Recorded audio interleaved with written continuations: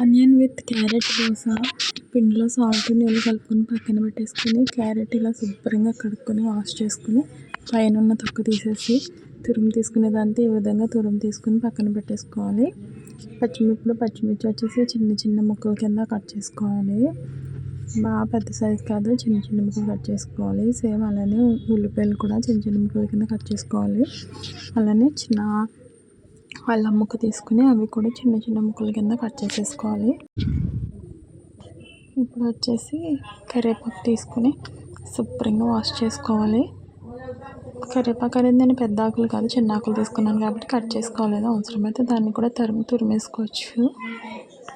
ఇప్పుడు ఈ ముక్కలన్నిటిని కలుపుకొని దానిలో కొంచెం జీలకర్ర యాడ్ చేసుకుంటే కొంచెం టేస్ట్ ఇంకా బాగుంటుంది. పచ్చిమిర్చి, కరివేపాకు, కొత్తిమీర ఇవన్నీ కలుపుకోవాలి. క్యారెట్ అయితే కలపొద్దు, అలాగే విడిగా ఉంచండి. ఎందుకంటే అందరికీ నచ్చదు కదా, ఇందులో కలిపితే ఎవరికి ఇష్టమైతే వాళ్ళకి ఆ ఉల్లిపాయ ముక్కలతో పాటు క్యారెట్ ముక్కలు కూడా దోశ పైన చిమ్ముకోవడమే. దోశకి ఆయిల్ వేయకుండా ఫస్ట్ ఉల్లిపాయ రుద్దుకొని దాని మీద దోశ పిండి వేసుకుని ఈ విధంగా పైన చల్లుకొని బాగా దూరగా కాలిన తర్వాత అప్పుడు తిరిగేసుకోవాలి దాన్ని. చూసారు కదా ఎంత బాగా వచ్చిందో దోశ అనేది. దీన్ని కొత్తిమీర పచ్చడితో తింటే సూపర్గా ఉంటుంది. ఈ వీడియో మీకు నచ్చినట్లయితే ప్లీజ్ లైక్ చేయండి. కొత్తిమీర పచ్చడితో సూపర్ టేస్టీ దోశ రెడీ.